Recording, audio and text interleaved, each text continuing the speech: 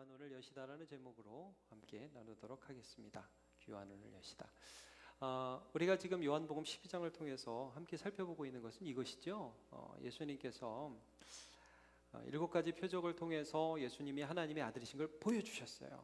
그래서 정말 예수님이 하나님의 아들이고 우리는 그분을 믿어야 되는구나 하는 것을 웬만하면 알 수 있게 됐어요. 근데 결론이 무엇이었냐면 믿었다가 아니라 믿지 않았다였죠. 우리가 지난주에 그 말씀을 살펴보았습니다.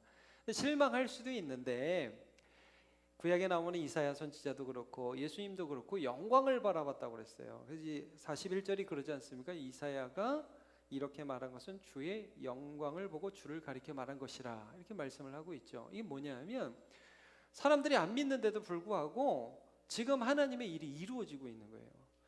그러니까 하나님을 향하여 완고하고 강팍한 사람들을 심판하실 것이고 그리고 그들 때문에 예수님이 십자가를 져서 구원을 이룰 것이고 그리고 또 지금은 믿지 않지만 나중에 그들 가운데 믿는 사람이 일어날 것이라는 거죠. 그래서 영광을 본 거예요.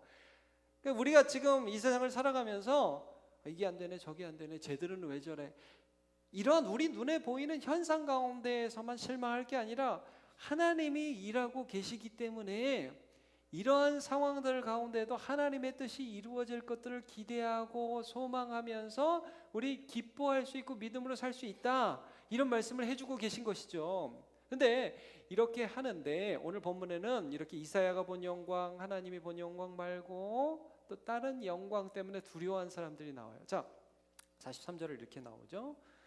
그들은 43절 그들은 사람의 영광을 하나님의 영광보다 더 사랑하였더라. 이게 무슨 말이냐? 무슨 사람의 영광을 더 사랑하느냐?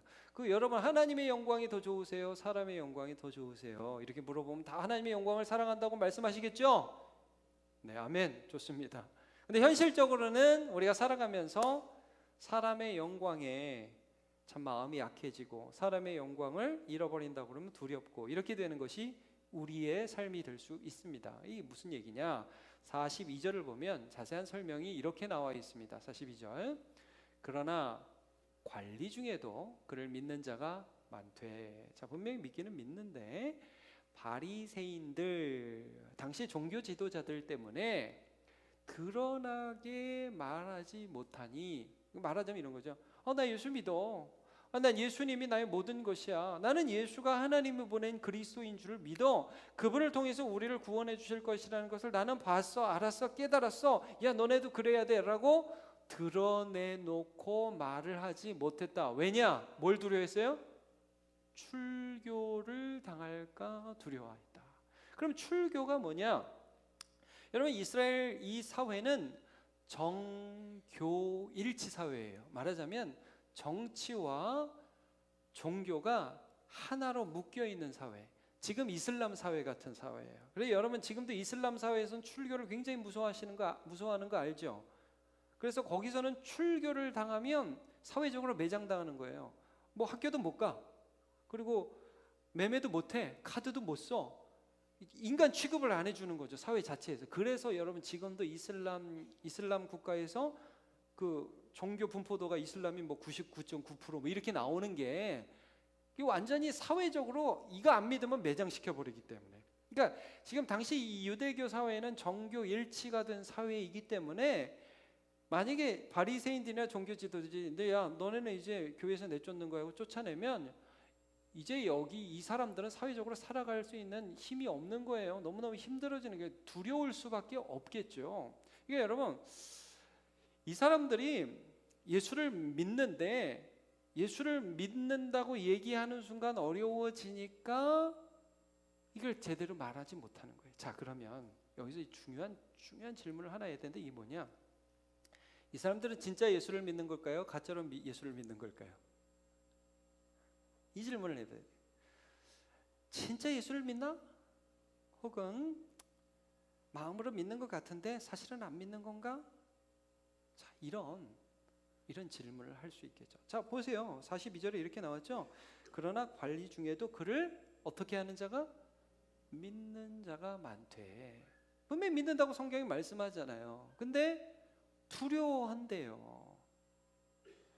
자, 이게 성경에서도 계속 우리에게 말씀하는 바인데 두 가지 중에 하나일 수 있어요. 하나는요, 가짜 믿음일 수 있고 하나는 진짜인데 약한 믿음일 수 있어요.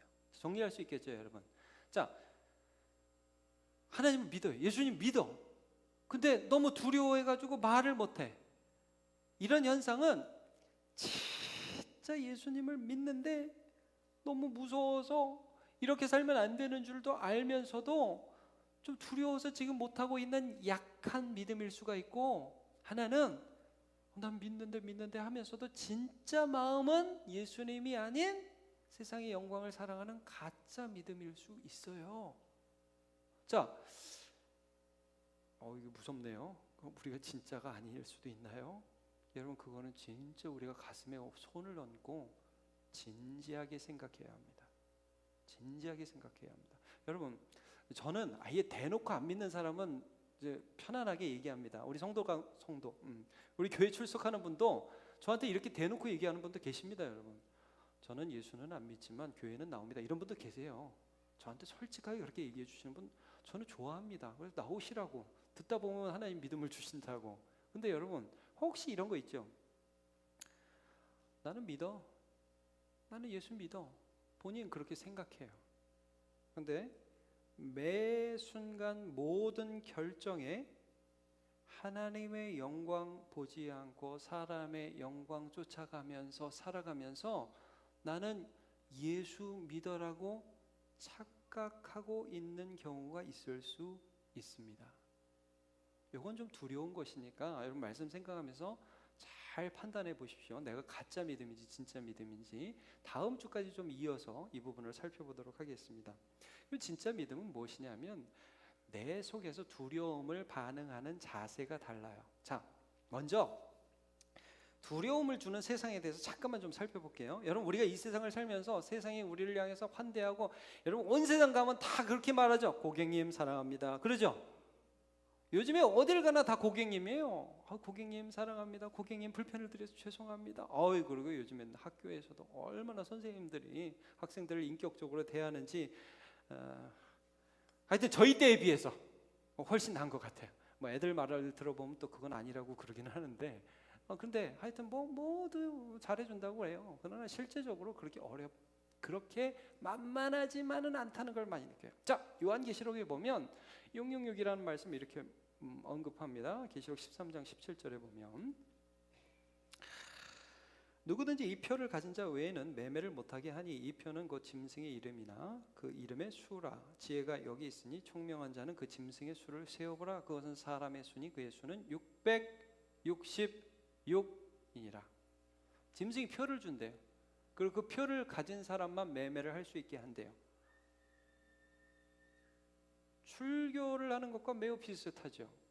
그래서 여러분, 이렇게 뭐가 짙네요 계속. 자, 출교를 한다는 건 매우 비슷한데, 혹시 한 20년, 30년 전에 이게 굉장히 좀 유행했는데 666이라고 들어보셨어요? 우리 청소년들도 영화에서 666 봤나? 뭐라고? 오맨, 오맨이라는 영화, 그런 영화 세빈이가 본 적이 있나 보네요. 666. 아니에요. 예, 계속 저하고 대화를 하게 되는데 자, 666이라는 게 뭐냐면 여기 이제 이 계시록에 나오는데, 여러분 이거는 무슨 말이냐면 777에 대한 모방이에요. 7은 하나님의 완전수를 의미하거든요. 7에 대한 모방으로서 6. 그래서 사탄이 자기가 하나님인 척하면서 세상 권세를 잡으면서 야, 내가 하나님이야, 내 말 들어, 이렇게 하는, 그래서 위협하고 협박하는 거. 너 이거 해? 내가 하나님이니까 내 말 들어야 돼. 안 그럼 매매도 못하고, 안 그럼 이 사회에서 똑바로 살아갈 수 없어라고 우리를 공격하는 것이 666의 의미입니다. 그러니까 여러분, 옛날에는 이런 말들이 많이 있었어요. 바코드는 666이다. 바코드 쓰면 안 된다. 뭐 베리칩이 666이다. 그래서 여러분, 앞으로 이런 사회가 올 거라고 그러죠. 인체 내에다가 칩을 하나 넣는다. 그래서 그걸 이렇게 탁 대면 이게 주민등록증도 되고, 또 이게 탁 대면 카드도 되고, 그런 시대가 온다고 그러죠. 처음 들으세요? 이제 지금 미국에서 그런 것들 계속 연구하고 있다고 그러는데, 물론 이거는 시행에 있어서 굉장히 어려운 문제가 많이 있을 거예요. 개인정보 문제와 사생활 때문에. 그럼 국가가 사회를 통제하게 되잖아요. 국가가 개인을 통제하게 되잖아요. 완전히. 그러니까 이거 문제가 좀 될 수 있어요. 그러나 어쨌든 여러분, 여기서 말하는 어떤 바코드라든지 뭐 베리칩이라든지 이런 것들이 궁극적으로 만약에 그것을 통해서 우리를 막 통제하려고 한다면 용역이 될 수도 있죠. 그러나 그것 하나만을 용역용으로 보는 게 아니라 여러분, 항상 기억해야 될 건 뭐냐면 우리가 이 세상을 살아가면서 세상이 마치 자기가 하나님인 척하고 우리를 위협할 거라는 거예요. 그걸 우리가 보면서 살고 있어요. 회사에 다니면서도 이런 위협 당할 수 있단 말이에요. 제 제자 얘기 한번 했죠. 딱 그 입사 면접하는데 주일에 너 교회 다닌다고 여기 써놨는데 주일에 일요일날 회사에서 출근하라고 그러면 할 수 있냐? 그래가지고 그 친구가 일부 예배 드리고 가겠습니다 라고 대답을 했는데 모르겠어요. 그것 때문에 떨어졌는지 딴 것 때문에 떨어졌는지 모르겠지만 하여튼 결론적으로 떨어졌어요. 지금 잘 살고 있어요. 예. 근데 이런 거죠. 이거 하나만 안 될 것 같아. 이거 안 하면 못 살 것 같아. 이런 것들을 우리한테 심어준다는 것을 말씀하고 있어요. 근데 이 666을 갖고 살아가는데 이걸 표를 받으라고 위협하는데 진짜 하나님의 사람은 계시록 14장 1절을 보면 이렇게 나와 있어요. 또 내가 보니 보라 어린 양이 시온산에 섰고 그와 함께 14만 4천이 서 있는데 그들의 이마에는 어린 양의 이름과 그 아버지의 이름으로 쓴 것이 있더라. 이런 말씀이 있습니다. 자, 이마에는 666이 있는 게 아니라 뭐가 써 있어요? 어린 양의 이름, 예수의 이름. 여러분, 이마라는 게 뭐예요? 사실 뭐 이게 물리적인 이마를 말하는 건 아니잖아요. 정체성 아니에요? 여러분, 이마에 뭐 써 있어요? 내가 누군가 하는 거죠. 나는 예수의 사람, 예수의 것, 나는 하나님의 것이라는 것이 우리의 마음판에 새겨져 있어요. 여러분, 그래서 진짜 믿음은 내가 믿는 것이기도 하지만 하나님이 내 안에서 시작해서 이루어 가시는 거예요. 네. 하나님이 내 안에서 나도 모르게 일하시고 역사하는 거예요. 생각나는 거예요. 끌리는 거예요. 따라가는 거예요. 세상은 무서워. 근데 하나님은 사랑해. 그래서 그쪽으로 자꾸 갈 수밖에 없는 거예요. 이게 믿음이에요. 자, 그래서 여러분 베드로전서 1장 23절은 같이 한번 읽어봤으면 좋겠습니다. 시작. 너희가 거듭난 것은 썩어질 씨로 된 것이 아니요 썩지 아니할 씨로 된 것이니 살아있고 항상 있는 하나님의 말씀으로 되었느니라. 자, 여러분 이거예요. 우리가 거듭났어요. 우리가 예수 믿었어요. 우리 마음에는 씨가 있대요. 말씀이 씨래요. 하나님의 말씀이 씨인데 근데 그 말씀이라는 씨가 되게 독특해요. 씨가 썩어지고 없어지고 옛날에 있었는데 지금은 없다 이런 게 아니라 여러분 그 씨가 방금 뭐라고 나왔어요? 살아있고 항상 있는 하나님의 말씀이래요. 내가 두려울 때도 그 씨는 역사하는 거예요. 내가 이거 어떻게 하지? 낙심될 때도 이상하게 그 씨가 이 속에서 말씀이 들려오는 거예요. 여러분 그래서 세상은 우리의 밖에서 우리를 두렵게 하죠. 그렇죠? 목소리도 밖에서 들리는 야 이렇게 하지 마. 근데 여러분 하나님의 말씀은 우리 속에서 역사합니다. 그래서 들리는 거 이게 역사하는 거예요.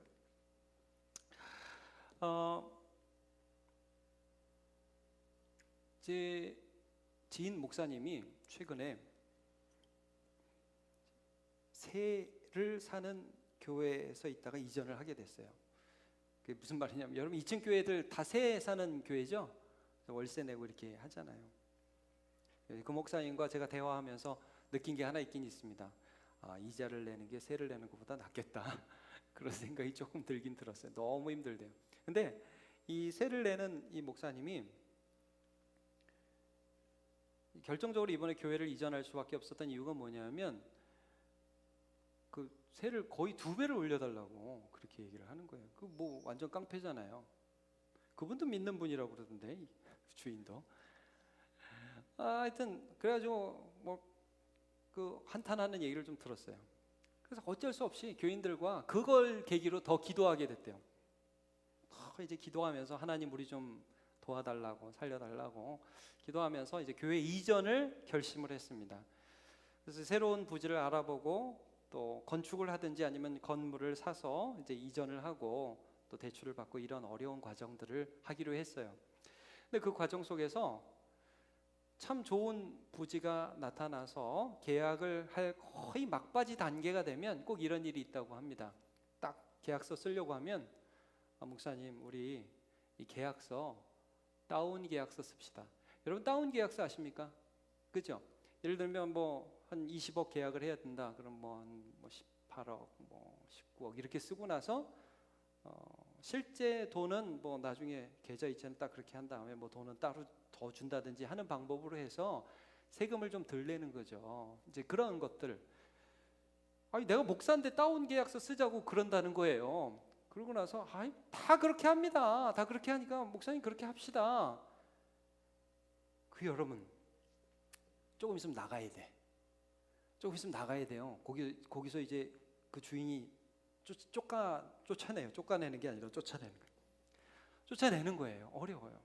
근데 이 사람은 거의 된 줄 알았는데 다운 계약서 쓰자고. 그래서 이 목사님 막 그런 얘기까지 했대요. 아니 그러지 말고 혹시 뭐 조금 더 들면은 우리가 돈을 좀 더 내더라도 그렇게 하지 맙시다. 그러면 그 사람이 그럼 없던 걸로 합시다. 그걸 다 파기해 버린다. 그 여러분 그게 이 세상 살면서 참 힘들죠. 그런 일들이 많아요. 제가 청년들한테 이런 말 물어봤어요. 요즘에도 애들이 컨닝하냐? 여러분 시험 이렇게 보고 문제 보고 답 이렇게 보고 쓰는 거 그런 거 하냐 물어봤어요. 애들이 뭐라고 그러는지 아세요? 안 하는 애가 없는데요. 요즘에도 하냐? 예, 안 하는 애가 없대요. 그럼 여러분 예수 믿어 열심히 했어. 근데 쟤는 안 해. 그러면 나중에 딱 보고 써요. 그러면 여러분 우리는 예수 믿으니까 안 보고 써야 돼요? 보고 써야 돼요? 그렇게 쓰면 망할 텐데, 죽을 텐데. 그러면 따라갈 수 없을 텐데 어떻게 해야 되죠? 여러분 보이지 않게 우리를 위협하는 것들이 너무나 많이 우리가 사는 세상에 있어요. 예. 취업을 하건 공부를 하건 가게를 해서 돈을 벌건 연애를 하건 뭘 하건 나도 모르는 압박을 세상이 계속 주면서 666 너 이거 세상이 하나님이니까 세상에 굴복해야 살 수 있다고 위협을 한다는 말이에요. 그때에 진짜 믿음과 가짜 믿음이 확연하게 다르게 반응을 해요. 가짜 믿음은 그럴 때 아이고 세상 하나님 말 들을게요 살려주세요 그러고 가요. 세상을 하나님이라고 그러고 간단 말이에요. 그런데 진짜 믿음은 그럴 때에 때로는 실수하고 넘어져서 따라가면서도 하나님 어떡해요? 하나님 도와주세요. 하나님 쪽으로 넘어진다고 그랬죠? 그리고 하나님이 이 귀도 열어주시고 눈도 열어주셔서 그 두려움을 이겨가는 인생을 살아가도록 도와주십니다. 네, 우리 세상 가면서 참 두려워해요. 그러나 하나님이 우리를 도와주세요. 자, 제가 그래서 두려움이라는 이유는 첫 번째로는 분명히 세상이 우리를 위협하기 때문이지만 그러나 두려움의 더 근본적인 이유는 하나님을 믿지 못하기 때문이라는 것을 말씀드립니다. 하나님 믿지 못하는 것. 아까 우리 박 목사님이 골목대장 얘기를 했는데 골목대장이 어느 날 자기보다 약한 애 막 위협하는데 얘가 막 버티고 있었던 것은 아빠가 있기 때문이다. 여러분 애들이 사실 제일 많이 염려하고 멘탈이 약한 때가 어린아이 때잖아요. 그래서 지금도 제3세계에서는 부모를 잃은 어린아이들, 전쟁을 통해서 부모를 잃은 어린아이들이 극심한 공포와 두려움으로 고생하고 있습니다. 그렇죠. 근데 정말 부모님의 임재, 부모님의 함께 하심을 경험하는 애들은 두려움을 이기죠. 자기 뭐 살다가 두려울 때도 엄마 붙들잖아요. 그래서 여러분 그 정서적으로 건강한 애들이 잘 때 엄마를 이렇게 만지면서 잡니다. 늘 만지죠. 그리고 자면서도 가끔 실눈 뜨는 거 여러분 보셨습니까? 있나 없나 이렇게 한번 뜨고 자고 확인하고 자고, 그죠? 애들이 그럽니다. 자, 놀이공원이나 이런 데 가면 애들이 얼마나 신나게 뛰어놉니까? 그냥 눈이 오는 날 개가 뛰어놀듯이 막 뛰어놀죠. 뛰어놉니다. 막 뛰어노는데 그러다가 꼭 한번 뒤돌아보죠. 엄마 있나? 아빠 있나? 한번 봅니다. 그게 왜 그렇습니까? 그걸 보면 마음이 안심이 돼요. 여러분, 이런 겁니다. 우리 하나님께서 우리에게 두려움을 극복할 수 있도록 하시는데 어떻게 하시냐면 내 마음속으로부터 들리는 하나님의 말씀이 내 귀에 들리기 시작해요. 누구누구야, 김집사야, 이 집사야, 저한테 뭐, 야, 이 목사야, 이건희야, 내가 있잖아. 말씀이, 내가 들은 말씀이 그냥 글자의 말씀이었다가 하나님이 하시는 말씀으로 내 속에서 들리게 하신다. 이사야 41장 10절. 두려워하지 말라. 내가 너와 함께함이라. 놀라지 말라. 나는 내 하나님이 됨이라. 내가 너를 굳세게 하리라. 참으로 너를 도와주리라.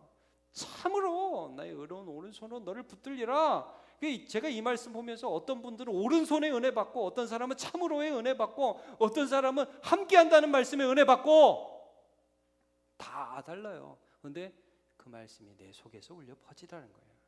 이게 귀를 열어주시는 것입니다. 여러분, 참된 믿음은 하나님께서 우리 안에 심으신 믿음이기 때문에 말씀 가운데에서 역사해 주세요. 네. 자, 요한복음 14장 26절 보면 이런 말씀이 있습니다. 보혜사 곧 아버지께서 내 이름으로 보내실 성령, 그가 너희에게 모든 것을 가르치고 내가 너희에게 말한 모든 것을 어떻게 하신다? 생각나게 하신다. 그거 그냥 대충 예배드린 것 같은데 어느 날 삶의 한순간에서 목사님이 한 얘기가 생각이 나는 거예요. 그런 말씀하셨지? 그런 얘기가 있었지? 생각나요. 이게 누가 역사하시는 거라고요? 성령님께서. 그럴 때 평안을 너희에게 끼치시는, 예수의 평안을 끼치시는 것을 우리가 경험하게 되죠. 자, 그럼 눈은 어떻게 여시는가? 고린도후서 4장 6절을 보면 이렇게 나와 있습니다. 어두운데 빛이 빛이라 말씀하셨던 그 하나님, 창조주 하나님이죠. 아무것도 없는 깜깜한 데서 빛이 있으라 그러니까 빛이 쫙 비쳤어요. 그 하나님께서 그 예수님의 얼굴 안에 있는, 이 성경에 보니까 예수님이 나오죠. 성경의 주제가 예수 그리스도죠. 그 예수님을 쭉 보는데 그 예수 그리스도의 말씀, 예수님이 이런 분이야? 그분의 얼굴을 바라보고 있는 거예요. 우리가 그분의 얼굴을 대면하고 있는 거예요. 성경을 보면서 성경을 보는 게 아니라 예수님을 얼굴과 얼굴을 보는 거죠. 그러니까 그걸 보는데 예수님이 얼굴만 보이는 게 아니라 하나님의 영광을 아는 빛이 우리 마음에 쭉 들어와요. 그렇구나, 하나님 그런 분이구나. 그래, 내가 이게 조금 안 됐어. 내가 이게 조금 아파. 내가 이거 조금 오랫동안 힘들어. 근데 그거 아무것도 아니구나. 그래, 내가 이게 될 수도 있고 안 될 수도 있는데, 그러나 이것과 상관없이 나는 하나님의 것이고 하나님은 살아계시고 나의 삶을 하나님이 사용하시기 때문에 나는 염려하지 않아도 되는구나. 그게 믿어지는 거죠. 여러분, 이게 안 되면 저기에 가면 되고, 저기 안 되면 여기 가는 게 되고, 하여튼 내 옆에 아빠 엄마만 있으면 되는 거죠. 이게 어린아이의 믿음이죠. 여러분, 이게 신앙이에요. 하나님께서 그 마음을 우리에게 주신다는 거예요. 이 길이 막혀? 오케이, 저 길로 여실 거야. 저쪽이 안 돼? 괜찮아, 이 길로 가게 하실 거야. 하나님이 그 다음 길들을 예비하실 거예요. 아까 제가 말씀드렸던 그 목사님 있죠? 다운 계약서 쓰자고 한 목사님.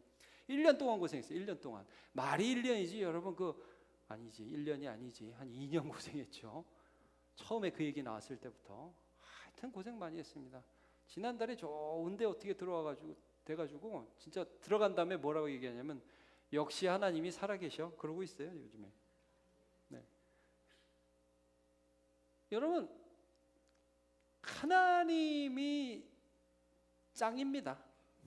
네, 하나님이 짱입니다. 그분을 두려워해야 합니다. 근데 우리가 살다 보니까 자꾸 세상이 두려워지는데 안 그러셔도 됩니다. 아까 이제 다윗에 대한 말씀을 나누었는데, 다윗이 골리앗과 싸울 때 자기에게 싸움을 보면 늘 그 싸움이 이 물리적인 싸움 전에 기싸움이라고 할까요? 신경전이라고 할까요? 말싸움이라고 할까요? 이런 게 늘 있더라고요. 저는 싸움을 잘 못합니다. 근데 제가 싸움을 하는 사람들을 좀 보니까 늘 이거 치기 전에 야 어디서 굴러먹던 놈이 여기 왔어? 참 웃기고 있네. 참 생긴 건 이상하게 생겨갖고 이러면서 기부터 죽이죠. 예, 진짜 싸움 잘하는 사람 뭐야? 넌 내일 깔어. 뭐 이런단 말이에요. 그래서 그리고 뭐 하나 이렇게 잡아가지고 기부터 죽이고 그 다음부터 이렇게 패죠.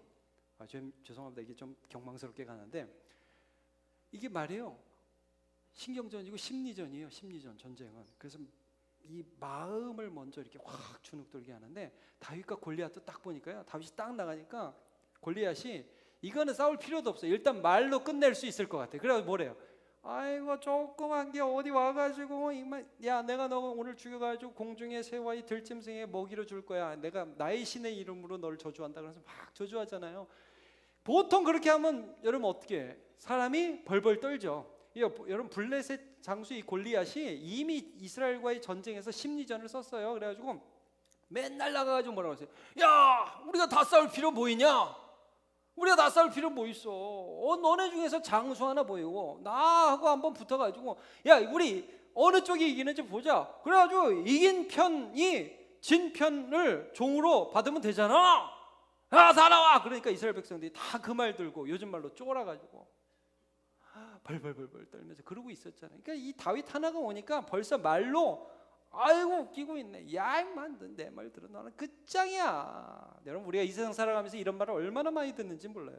너 똑바로 해. 너 안 되면 넌 루저야 루저.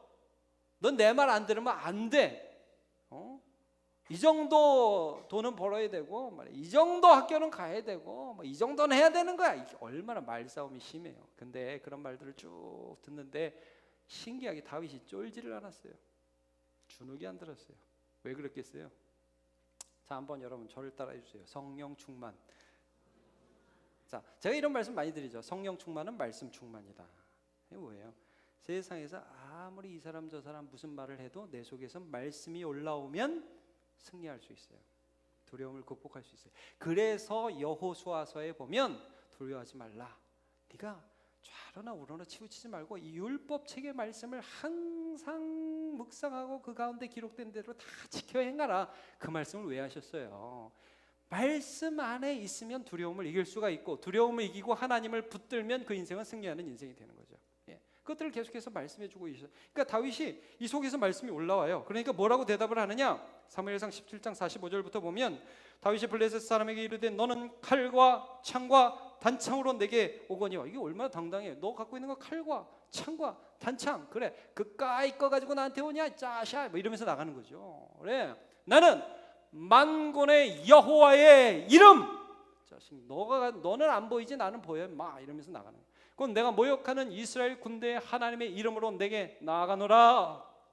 46절 오늘 여호와께서 그러니까 다윗의 심령에 얼마나 골리앗이 아닌 여호와가 있었던가를 알 수 있죠. 하나님이 있었던 너를 내 손에 넘기시리니 내가 너를 쳐서 내 목을 베고 블레셋 군대와 시체를 오늘 공중에 새와 땅에 들짐승에게 주어 온 땅으로 이스라엘의 하나님이 계신 줄을 알게 하겠고. 지금 이 가슴이 뜨거워요. 여러분 이런 걸 한마디로 뭐라고 하냐면 보이는 게 없다 이렇게 얘기하는 겁니다. 보이는 게 없어요. 안 보여요. 지금 블레셋 장군이 앞에 있는데 걔가 안 보여요. 지금 하나님밖에 안 보여요. 눈이 떠졌어요. 새로운 게 보이는 거예요. 47절 또 여호와의 구원하심이 칼과 창에 있지 아니함을 이 무리에게 알게 하리라. 전쟁은 여호와께 속한 것인지 그가 너희를 우리 손에 넘기시리라. 그러니까 여러분 다윗은 이미 골리앗과의 싸움에서 승리하기 전에 들판에서 이걸 경험했잖아요. 들판에서 곰과 사자와 막 싸울 때 이 곰과 사자를 내가 하나님의 능력으로 이기는 걸 경험했잖아.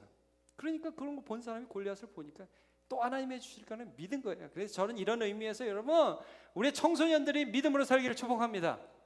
우리 청년들이 믿음으로 살기를 축복합니다. 여러분 들판에서 아직 실전에 있지 않을 때 그때부터 하나님을 믿으십시오. 조금 실패하는 것 같아도 괜찮아요. 믿음으로 사세요. 믿음으로 살아야 돼요. 하나님이 내 안에서 하나님을 보여주세요. 저는 이걸 믿어요. 저는 말씀 속에서, 이 성경 속에서 나를 만나주신 하나님이, 이 말씀이 없어지지 않는 말씀, 살아있는 말씀, 나에게 역사하시는 그 말씀이기 때문에 우리의 삶의 현장에서 그 말씀이 들려지기 시작하고 보여지기 시작하고 역사하기 시작하면 두려움을 이겨가는 인생으로 살아갈 수 있습니다. 그래서 히브리서 11장 1절 이거 같이 한번 읽어보죠. 히브리서 11장 1절 시작. 믿음은 바라는 것들의 실상이요 보이지 않는 것들의 증거니 선진들이 이로써 증거를 얻었느니라. 믿음은 보이는 거 아닙니다. 보이는 게 아닌데 보여요. 들리지 않는데 들려요. 외부에서 아무리 크게 소리 질러도 그것보다 더 크게 들려요. 외부에서 아무리 크게 3D 영상으로 갖다 이렇게 막박 때려도 그것보다 더 선명하게 보입니다. 하나님의 살아계심이. 그게 진짜 믿음입니다. 이 찬양 생각이 났습니다. 세상의 영광 나 안 보여도 언제나 주님은 나의 곁. 주님만 내 마음에 계시오니 영원한 주님 참 귀하여라. 같이 한번 해보고 싶었어요. 무반주로 같이 해볼게요. 세상의 영광 난 보여도 언제나 주님이 나의 기업. 주님만 내 맘에 계시오니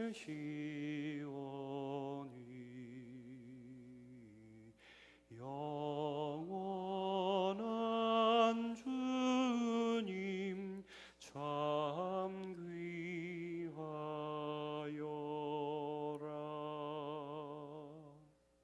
참된 믿음은 우리가 두려울 그때에 가장 크게 능력 있게 역사하는 것을 믿습니다. 그리고 여러분의 삶에서 그렇게 우리를 구원하신 하나님의 능력을 맛보게 되실 것입니다. 하나님 두려워하십시오. 우리 다 일어나서 찬양합시다.